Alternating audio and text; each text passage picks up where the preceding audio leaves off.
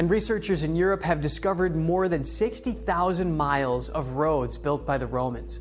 Today, a new interactive map allows users to see how the ancient network connected the empire. Right now, somewhere near you, a road poured just 2 years ago is already failing, cracks spreading, potholes opening, crews patching the same stretch they fixed last winter. Yet, 2,000 years ago, the Romans built roads still standing today, still solid enough to walk across after outlasting earthquakes, floods, invasions, and the empire itself. How? For centuries, no one could truly answer that. Now, modern computers have scanned what the Romans buried beneath the surface, and the machines have uncovered something extraordinary, something hiding in plain sight for 2,000 years. What they found changes everything about why these roads refuse to die. Roads built by the Romans were the lifelines of an empire. Now, scientists have mapped unknown routes, some of which still exist and are drawing curious travelers. Love it when a new tech innovation, in this case a high-resolution digital map, brings history back to life. The endless network. Most people picture a single famous ruin when they think of Roman roads. The truth is almost hard to hold in your head. At its peak, the Roman road network stretched more than 400,000 kilometers across the ancient world. Of that, over 80,000 kilometers were fully stone-paved highways, the premium routes built to last, with the rest running as engineered gravel and dirt feeding into them. Try to feel that number for a second. 400,000 kilometers is enough road to wrap around the entire planet 10 times over, laid mostly by hand, by men with stone, sand, and muscle. There were no machines to pour it and no trucks to haul it. Every single kilometer was a decision, surveyed, dug, layered, and tamped into place. The oldest of the great ones, the Via Appia, was begun in 312 BC. It earned a nickname that tells you everything about how the Romans saw their own work: the Queen of Roads. More than 2,300 years later, long stretches of it are still paved in dark volcanic stone and still walkable, today, by anyone who shows up to stand on it. These roads stitch together provinces from Britain to North Africa, from the Atlantic coast to the edge of the Middle East. So, this was never about one lucky road surviving in one dry valley. It was an entire continent-spanning machine of stone. And a machine that big, repeated that consistently, leaves a fingerprint, one the scanners were about to lift straight out of the soil. Now, for the first time, having access to the spatially detailed open data set of Roman roads allows us to understand where did these phenomena flow through this massive region? What was the impact? The question returns. For most of history, Roman roads belonged to scholars with shovels, tape measures, and faded maps. That era is ending.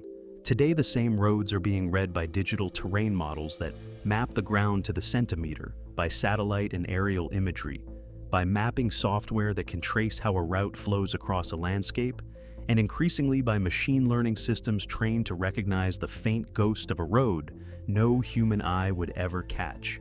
The question driving all of it is brutally simple. What did the Romans do that we don't to make a road last not decades, but millennia? To find out, the machines do something no single archaeologist ever could. They compare thousands of surviving road segments at once, holding the entire network in memory, hunting for what they all share. And here is where it gets interesting. The very first thing the machines kept circling back to was not the beautiful paving everyone photographs. It was something hidden, something you would never notice while standing right on top of it, beneath the stones. When you look at a Roman road, you are looking at the least important part of it. Those famous fitted paving stones were just the lid.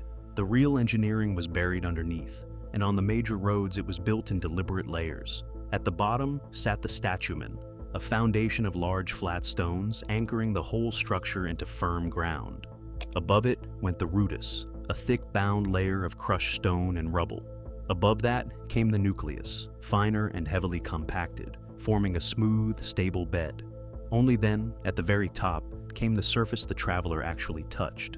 Stand at the cut edge of an excavated Roman road and you can read it like the rings of a tree. Stone giving way to rubble, rubble to compacted bedding, bedding to the worn surface on top. It looks less like a bit of paving and more like a building laid on its side and buried in the earth. And the precision started before a single stone was laid. Roman surveyors used the groma, a simple sighting tool for setting dead straight lines, and the chorobates, a long leveling device for reading the slope of the land. That is why so many Roman roads run arrow straight and climb at gentle, controlled gradients. The route was not stumbled into. It all was measured. Now, be careful here, because this is where a lot of stories exaggerate. Not every Roman road had all 4 layers. Builders adapted to the terrain, the budget, and whatever stone was local, and plenty of roads were far simpler than the textbook cross-section. But where the full structure existed, it spread the weight of traffic down and out, so no single point ever bore the whole load. The layers, though, were only half the genius. The other half was an invisible war the Romans fought every single day, against an enemy that quietly destroys almost every road ever built. Water was the enemy. Ask an engineer what kills roads, ancient or modern, and a startling number will give you the same one-word answer: water. It seeps into the structure, pools, freezes, expands, softens the ground beneath, and tears the surface apart from below. Nearly every pothole you have ever cursed began as water reaching a place it should never have been. The Romans seem to have understood this with something close to obsession. Their roads were often raised up on a built bank, lifted above the wet ground around them.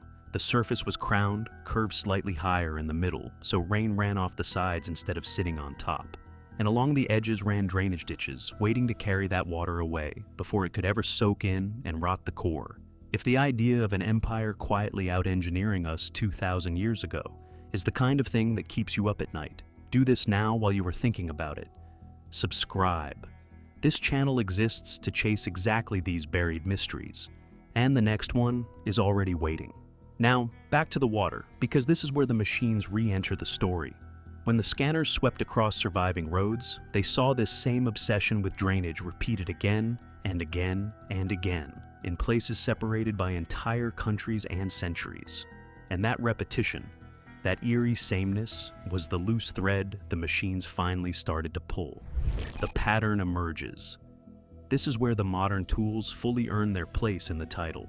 Using LiDAR, airborne laser scanning, researchers can digitally strip away forest, grass, and centuries of soil from the screen, until a road that has been invisible for 1,000 years suddenly glows back into view.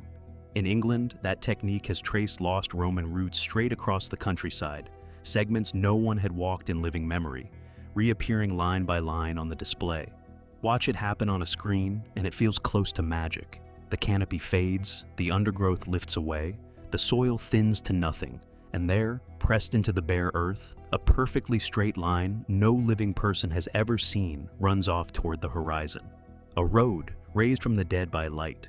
Then the learning machines went to work. In the Netherlands, a neural network was trained to automatically find and trace old sunken roads across enormous LiDAR datasets, sifting terrain that would take human teams years to comb by hand. And in 2025, an open digital atlas remapped the entire known network in staggering detail, revealing it was far larger than older records had ever captured. But that same 2025 atlas came with a confession that should stop you cold. Even now, with all our satellites and scanners and algorithms, only a small fraction of the entire Roman network can be located with real certainty. The rest is reconstructed from clues and inference. So every segment the machines do, confirm carries enormous weight. Another hard data point in a slowly sharpening picture. And as those confirmed points piled up, the same traits kept surfacing. Stable ground, engineered drainage, compacted foundations, routes chosen with intent, which forces a question that flips this entire mystery on its head. If Roman engineers were really this good, then why, with all of our technology, are our roads so much worse? Why ours crumble? Here comes the obvious, slightly insulting question. Did modern engineers simply forget how to build a road that lasts? And the honest answer is no. The comparison is nowhere near as fair as it first looks. Think about what a Roman road actually carried. People on foot, horses, carts, and wagons. Real traffic, but light, slow, and gentle on the stone. Now think about what a modern highway absorbs every single day. Trucks weighing dozens of tons, millions of vehicles a year, constant high-speed pounding, and the brutal freeze and thaw of winter. Picture a single loaded freight truck rolling over an old Roman road. In one pass, it would deliver more punishment than a week of ancient carts. Now, multiply that by millions every year in blistering heat and cracking ice. The surprise is not that our roads fail, it is that they hold up as long as they do. A modern road is solving a completely different problem, built for crushing loads in relentless volume, often poured fast and cheap against a deadline, with crews fully expected to resurface it on a schedule. The Romans were not winning our game. They were playing a slower, heavier, more permanent one. And that points straight at the final factor, the one the machines could never find in any scan, because it was never made of stone at all. The forgotten system. Here is the twist that catches everyone off guard. One of the biggest reasons Roman roads survived was not in the stones. It was in the paperwork. Rome did not build a road and walk away. The empire treated its roads as living infrastructure that had to be managed. There were officials, the curatores viarum, responsible for overseeing the major routes. There were contractors hired to carry out repairs, funds raised through taxes and contributions, and a standing expectation that roads would be inspected and patched as an ongoing duty, not a finished monument. There is one small detail that captures the entire mindset. Along the great roads, the Romans planted milestones, carved markers spaced out along the route, often recording the distance and the name of the official responsible for that very stretch. A road that knows exactly how long it is and exactly who answers for it is a road someone fully intends to keep. Imagine running your hand over one of those stones today, the carved distance still legible, the worn name of an official still there in the rock. It is a receipt, 2,000 years old, for a promise to keep the road alive. So, stack it all up. The layered foundations, the war on water, the measured routes, and now this, an entire administrative machine built to keep the roads alive for generation after generation. Put those together, and you realize the machines had not found a clever trick at all. They had found something far stranger and far bigger, built for forever. This is what the scanners and the algorithms actually discovered, and it is stranger than any lost formula could ever be. There was never one secret hiding in the stone. There was a system, repeated with almost unsettling consistency across an entire continent. Deep foundations carrying weight downward, drainage engineered so fiercely that water was defeated before it could begin, routes laid across stable ground with deliberate care, durable materials fitted with patience, and a civic machine designed to maintain every kilometer of it for as long as the empire could hold. No single one of those things explains 2,000 years. All of them together, repeated as a philosophy across a continent does. The machines did not hand us a magic word. They revealed a mindset, written not in any one document, but across 400,000 kilometers of ground. The Romans built their roads as if they fully expected them to outlive everything, as if forever was a design specification. 2,000 years later, standing on stone they cut by hand, some of them still have. If you want more buried mysteries like this one pulled back into the light, subscribe now so the next discovery finds you the moment it drops. And then tell me down in the comments, of everything we are building right now, what will still be standing and usable in the year 4000, and what do you think will be the very first thing to crumble?